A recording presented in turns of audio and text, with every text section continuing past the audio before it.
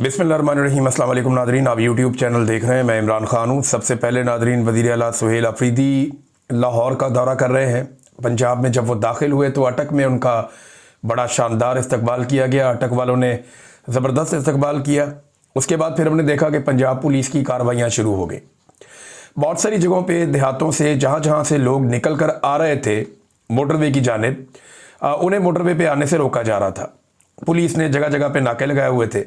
हत्ता कि सरगोदा से हुकूमत के अपने बंदे नदीम अफजल चंद साहब ने ये रिपोर्ट भी कर दिया। उन्होंने बता दिया कि जनाब यहाँ पे तो बाकायदा लोगों को परेशान किया जा रहा है। जो शादी ब्याह पे लोग जा रहे हैं वो नहीं जा पा रहे, जो लोगों के अपने काम है वो भी नहीं कर पा रहे। सिर्फ मोटरवे से एक सियासी शख्सियत ने गुजरना है और उसके लिए इतना बंदोबस्त लगाया गया है। तो पूरी पंजाब पुलिस को इसी काम पे लगाया गया और ये काम अभी नहीं, पिछले 2-3 दिन से चल रहा है। जब से इन्हें अब मालूम हुआ है कि सुहेल अफरीदी ने आना है और लाहौर का दौरा करना है, तब से छापे मारे जा रहे हैं घरों में। 80 साल 85 साल के बुजुर्ग भी गिरफ्तार किए गए। यास्मीन राशिद साहबा के हल्के से एक बुजुर्ग को गिरफ्तार किया गया। ये एक सियासी वर्कर है, उनके वालिद, इनकी उम्र 85 साल है। मैं देखकर हैरान हो गया कि इस लेवल पे ये निज़ाम पहुंच गया। मियां असलम इकबाल, उनके भाइयों को गिरफ्तार कर लिया गया और लगातार गिरफ्तारियां की जा रही हैं। बहुत सारे कारकुन गिरफ्तार हो गए, बहुत सारी चादर और चार दीवारी का तकद्दुस पामाल किया गया। यहां पे अभी कुछ अर्सा पहले आपको याद होगा बिलावल भी आया था।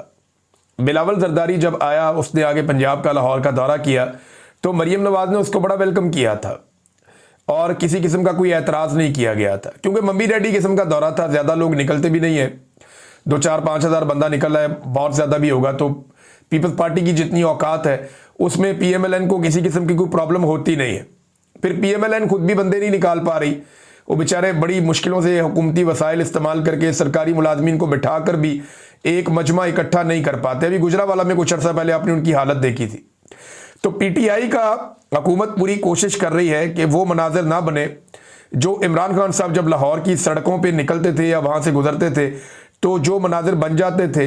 हुकूमत लगातार कोशिश कर रही है कि पीटीआई को उस किस्म के मनाजिर ना मिले, जबकि पाकिस्तान तहरीक इंसाफ पूरी कोशिश कर रही है कि पंजाब के अंदर कारकुनों को दोबारा से मुतहर्रिक किया जाए, पीटीआई के लोग बाहर निकलें और बाहर निकलने के बाद दोबारा से इमरान खान साहब के लिए कैंपेन शुरू करें। अब भेरा के ऊपर जो है वो खाने पीने का बंदोबस्त था तो पुलिस ने ज़बरदस्ती होटल ही बंद करवा दिए। वहाँ पे चक्री के अंदर भी ऐसी सूरत हाल की गई। अब लाहौर में ठोकर न्याज बेग से एंटर हुए तो सारे रास्ते पुलिस ने पहले ही बंद किए हुए थे, गिरफ्तारियां कर रहे थे।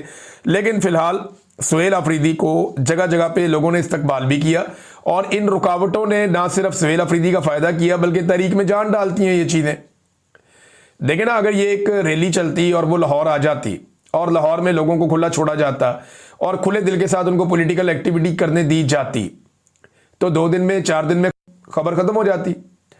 लेकिन जिस तरीके से रोक टोक की जा रही है, जिस तरीके से पुलिस को और ताकत को इस्तेमाल किया जा रहा है, छापे मारे जा रहे हैं, इस सारे अमल को कामयाब बनाया जा रहा है।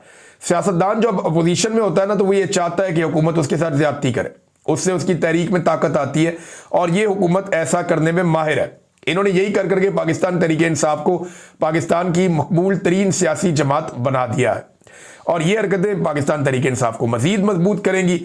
बहरहाल मोटरवे पे आने वाली सड़कें भी बंद थी, बाकी जगह भी बंद थी, लेकिन इसके बावजूद ठीक ठाक सुहेल अफरीदी का इस्तकबाल चल रहा है। इन्होंने बहुत सारी जगहों पे जाना है। सुहेल अफरीदी ने कोट लखपत जेल में भी इन्होंने जाना है, जो असीरान है उनको मिलने के लिए बहुत सारे लोगों के घरों में भी जाना है, बहुत सारे कारकुनों से इन्होंने मुलाकातें भी करनी है। रात को लिबर्टी चौक में 9 बजे के करीब सुहेल अफरीदी और इनके साथी जाएंगे। अब देखते हैं कि लिबर्टी चौक में पाकिस्तान तहरीक इंसाफ बहुत पहले इकट्ठा हुआ करते थे, अभी क्या सूरत हाल बनेगी लिबर्टी चौक में और बाकी जगहों पे, ये हम आपको रिपोर्ट कर देंगे। जो सुबह आप वीलॉग देखेंगे उसमें सारी चीज़ें, सारी तफसीलात आपके सामने आ जाएंगी। अब नादरीन, एक इस्तकबाल बांग्लादेश में भी हुआ है। बांग्लादेश में जो इस्तकबाल हुआ वो तारिक रहमान साहब का इस्तकबाल है और ये 17 साल के बाद एक ऐसे सियासी रहनुमा हैं जो 17 साल के बाद वापस बांग्लादेश की सरजमीन पर आए हैं। 16 साल एक फस्तायत, जुल्म और जबर रहा जो हसीना वाजिद ने किया और 16 साल तक ये अपने वतन जो मशरकी पाकिस्तान या बांग्लादेश है वहाँ वापस नहीं आ सके और 17 साल के बाद ये वापस अपने वतन आए। इनका इस्तकबाल देखने वाला था, हर तरफ अवाम थी, बहुत बड़ा एक हुजूम था और किसी भी डिक्टेटर के लिए या जालिम के लिए ये दिल दहला देने वाला मंजर होता है कि इतने बड़े पैमाने पर अवाम निकल आए किसी के इस्तकबाल के लिए, खास तौर पे अगर वो सियासी रहनुमा है तो। और इस बात की तवक्को की जा रही है कि आने वाले इलेक्शन में तारिक रहमान साहब या जो खालिदा ज़िया साहिबा हैं उनकी पार्टी ही इलेक्शन जीतेगी और वो बड़ी वाज़ेह अक्सरियत के साथ आएंगे और अपनी हुकूमत बना लेंगे बांग्लादेश में। और अगर इनको 2/3 अक्सरियत मिल जाती है तो जो कुछ भी वैसे किया गया है हसीना वाजिद की जानिब से बांग्लादेशी कवानीन के साथ और आइन के साथ और चीज़ों के साथ, उन सारों के रिवर्स होने का वक्त तो बहुत पहले आ गया था, लेकिन बाकायदा वो रिवर्स होना शुरू हो जाएंगी। फरवरी में वहाँ पे इंतखाबात है। अब ऐसा इस्तकबाल पाकिस्तान में किसका हो सकता है? एक ही आदमी है। नवाज शरीफ जब पाकिस्तान वापस आए तो उनके तोते उड़ गए थे कबूतर उड़ाने के चक्कर में, और पिछली दफ़ा जब पाकिस्तान आए थे तो उनका भाई भी एयरपोर्ट उनको लेने नहीं गया था। तो नवाज शरीफ साहब की तो कहानी ख़त्म है। बेनज़ीर भुट्टो एक ऐसी लीडर थी जिनका आखिरी मरतबा इस्तकबाल हुआ था। उसके बाद से बार बार बिलावल को लॉन्च किया जाता है, कभी जरदारी को लॉन्च किया जाता है, कभी आसिफा जरदारी को लॉन्च किया जाता है, लेकिन पब्लिक का रिएक्शन नहीं आता, पब्लिक रिस्पॉन्ड नहीं कर रही प्रॉपर तरीके से। इमरान खान वो वाहिद आदमी है जो अगर निकला जेल से बाहर तो फिर आप इससे भी बड़ा इस्तकबाल देखेंगे। मैं आपको गारंटी करके कह रहा हूं कि इमरान खान अगर बनी गाला की तरफ चलेंगे तो अडियाला जेल से लेकर बनी गाला तक अवाम ही अवाम होगी। इमरान खान अगर लाहौर की जानिब चलेंगे तो 10 से 20 किलोमीटर में सिर्फ आपको अवाम ही अवाम नजर आएगी और कुछ नजर नहीं आएगा। ये लोग इमरान खान के साथ एक समंदर अवाम का चलेगा, मुझे इस बात का पता है। अल्टीमेटली बाहर तो आ जाना इमरान खान ने, हमेशा निज़ाम कभी किसी को अंदर रख नहीं सकता, जितनी भी ज्यादती कर ले। जब इमरान खान साहब बाहर आएंगे तो पाकिस्तानी अवाम उनके साथ खड़ी होगी। अब पंजाब के अंदर प्रॉब्लम यह है कि जिनकी हुकूमत बनाई गई है वो मकबूल नहीं है, और जो मकबूल है उन्हें दबाया जाता है, हत्ता के सहाफ़ियों को भी पकड़ लिया जाता है। आगा शेख सरवर साहब जो है वो रिहा हो गए हैं, ये बड़ी अच्छी खबर है। राय गुलाम अली साहब भी रिहा हो गए हैं और ये दोनों बड़े अच्छे नौजवान हैं। आगा शेख सरवर साहब ने बहुत कम वक्त में बहुत अच्छा काम किया है और वो आवाज़ सुनाई जिसे पाकिस्तान का मीडिया नहीं सुना पा रहा। पाकिस्तान के लोगों से वो बातचीत की जो पाकिस्तान का मीडिया नहीं कर पा रहा, और वो सोशल मीडिया के जरिए अवाम तक ये मालूमात पहुंचाते रहे। तो आगा शेख सरवर साहब ने बताया कि उन पर तशद्दुद किया गया और उन पर दबाव डाला गया कि वो मरियम नवाज से माफ़ी मांगे, लेकिन उन्होंने माफ़ी नहीं मांगी। और ये भी कहा गया कि अडियाला जेल के बाहर क्यों जाते हो, यानी इससे बहुत तकलीफ है हुकूमत को, और अलीमा खान के साथ तुम्हारे क्या ताल्लुकात हैं। इस किस्म की बातें जो हैं वो आगा शेख सरवर साहब के साथ की गई। सोराब बरकत साहब अभी भी गिरफ्तार हैं, उन्हें ये हुकूमत छोड़ने पर तैयार ही नहीं है। एस्टेब्लिशमेंट जो है वो एक के बाद एक केस बना देती है। अब हाई कोर्ट के अंदर पिछले हफ्ते केस लगा तो जज साहब ने जाती वजूहात की बुना पर केस सुनने से इनकार कर दिया। अब दोबारा केस लगा तो इस मरतबा जो सरकारी इदारा है NCCIA, वो लोग पेश ही नहीं हुए, वो आए ही नहीं, और दोबारा जो तारीख डाल दी गई वो 5 जनवरी तक की डाल दी गई है, यानी 10 दिन बाद की तारीख डाल दी गई। ये ऐसी डिटाई और बेशर्मी पाकिस्तान में हो रही है कि इससे पहले हमने नहीं देखी। सोराब बरकत साहब को रिहा किया जाना चाहिए।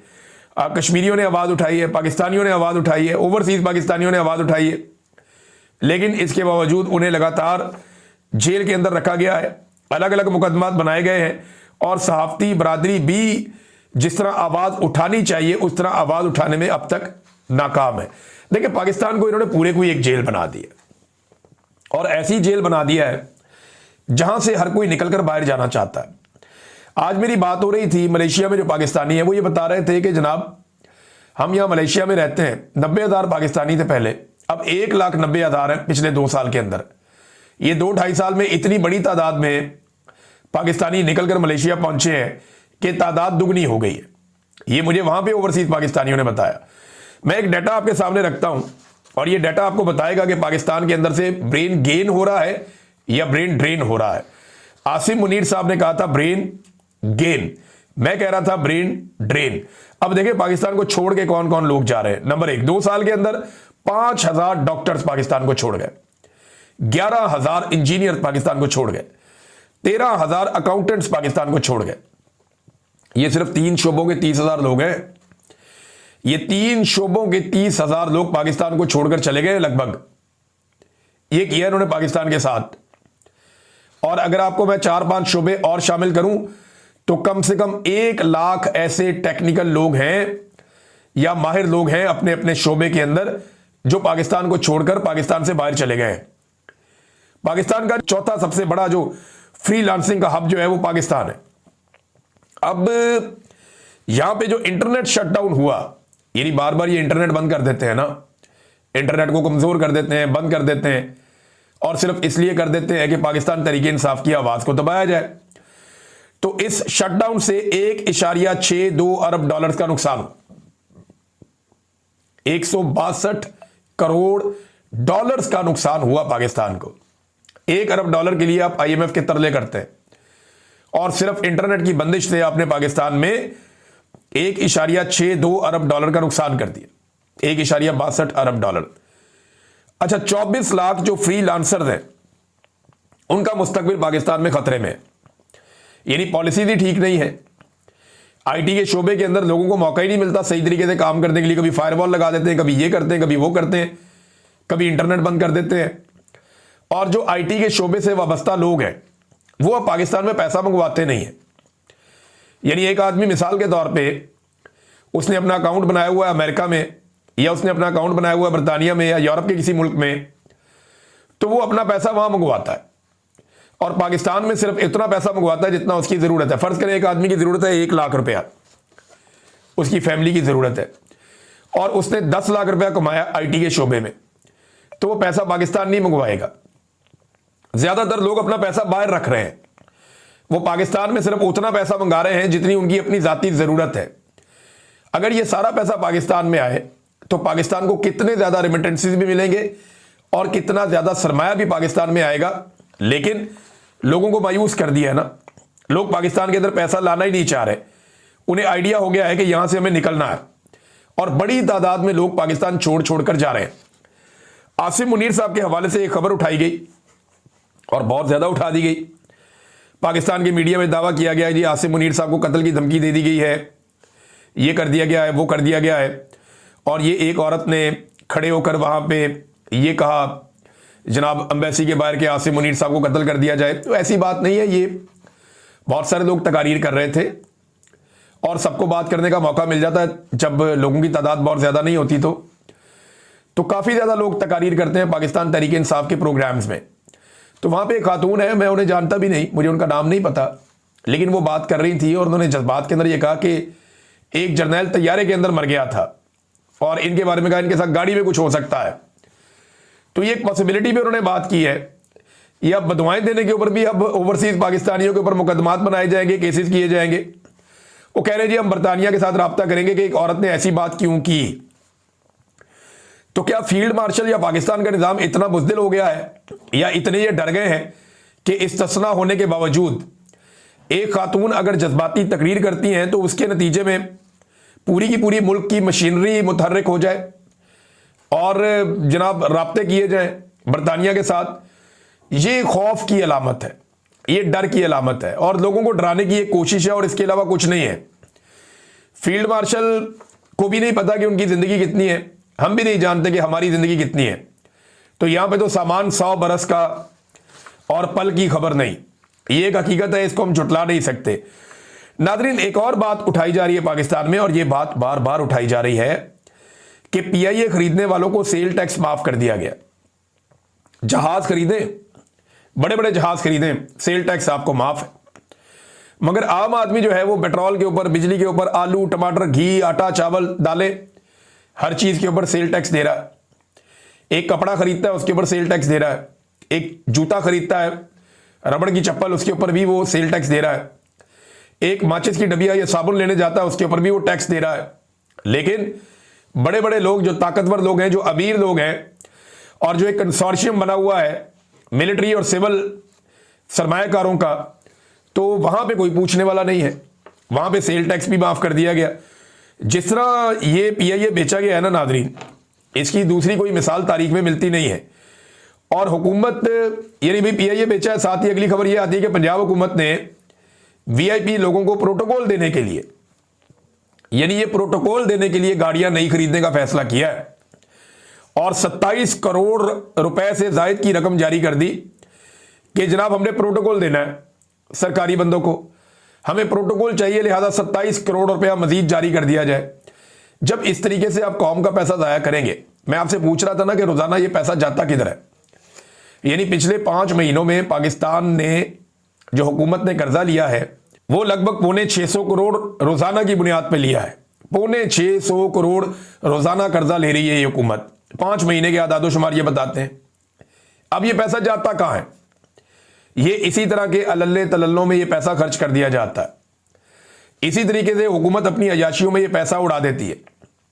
गरीब आदमी के लिए इनके पास पैसा नहीं है। यानी अभी किसान ने गंदम लगाई है, 80% किसान वो हैं जिन्होंने उधार पर लेकर गंदम लगाई है। बेशुमार किसान वो हैं जिनको सैलाब में बहुत नुकसान हुआ था, उनके पास कुछ भी नहीं बचा। हमने क्योंकि बीज बांटा ना किसानों में, बहुत हजारों किसानों के अंदर मैंने बीज बांटा है, तो हमें किसानों की बराह रास्त हालत का पता है। हमने उनसे बातचीत की है, तो किसानों के पास ना तो पैसे थे खाद के, ना गंदम का बीज खरीदने के थे, तो ये सारा उधार पे काम चला। अब हुकूमत ने ऐलान कर दिया है कि गंदम की खरीदारी हुकूमत नहीं करेगी, ये दस्तबरदार हो गए इससे। सिर्फ सूबे और वफाक 62 लाख टन की मिकदार के अंदर जखीरा करेंगे इमरजेंसी के लिए गंदम। इसके अलावा हुकूमत गंदम नहीं खरीदेगी। अब अगर हुकूमत गंदम नहीं खरीदेगी ना तो किसान फिर रुल जाएगा। पिछली मरतबा 2000 रुपए मन तक उनकी गंदम बिकी है, बाद औक़ात इससे भी कम में बिकी है, तो किसान की पसली टूट गई है। इस मरतबा अगर उन्हें किसानों को 3000 से ऊपर ना मिला, 3200 3400 अगर ना मिला, तो किसान की बहुत बुरी हालत हो जाएगी।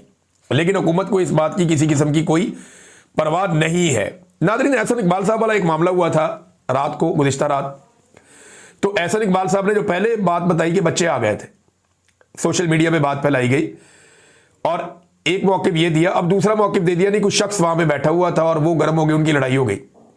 भाई अगर बंदों की लड़ाई होगी, वफाकी वजीर बैठा हुआ है, वो तो एक उंगली के इशारे से चुप करवा सकता है, तो ऐसा तो नहीं हुआ। एहसन इकबाल साहब के चेहरे पे जो घबराहट और परेशानी थी वो दिखाई भी दी, और उससे नजर आ रहा था कि एक्चुअली मामला उतना सादा नहीं है जितना आप वो बता रहे हैं। तो बार बार मौक़िफ़ बदलने की वजह से मामला मशकूक होता जा रहा है, और जिस किस्म के सहाफ़ी या जिस किस्म के लोग आकर इसके ऊपर सफाइयां पेश कर रहे हैं, उससे मामला मजीद मशकूक हो रहा है। कुछ तो हमारे दोस्त सहाफ़ी ऐसे हैं जो बाकायदा मशवरा दे रहे थे कि ये हुआ होगा, ये हुआ होगा, तो ये वाला मौक़िफ़ आप अपना लें, ये क्यास बड़ा ज़बरदस्त रहेगा, इसको इस तरह कर लें। कुछ बेचारे इस तरह के मशवरे भी दे रहे थे। तो मेरे ख्याल में एहसन इकबाल के साथ कुछ तो ऐसा हुआ है जिसको पर्दा डालने की कोशिश की जा रही है, जिसको छुपाने की कोशिश की जा रही है, और कोशिश ये है कि किसी को पता ना चले।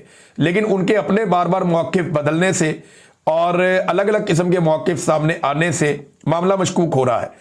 नाज़रीन, नवाज शरीफ साहब भी यही चाहते हैं कि मुज़ाकरात होने चाहिए और वो अपना किरदार अदा करना चाहते हैं।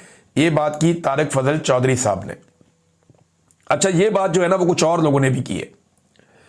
ये बात कुछ सहाफ़ी भी अब कर रहे हैं।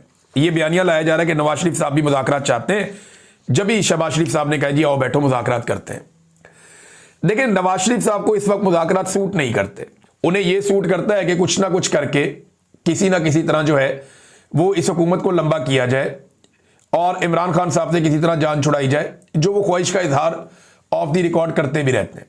लेकिन मुज़ाकरात अगर वो करेंगे तो लाजमी बात है कि पाकिस्तान एक नए इलेक्शन की तरफ जाएगा, और नवाज शरीफ कभी भी एक नए इलेक्शन में इस सूरत हाल में नहीं जाना चाहेंगे।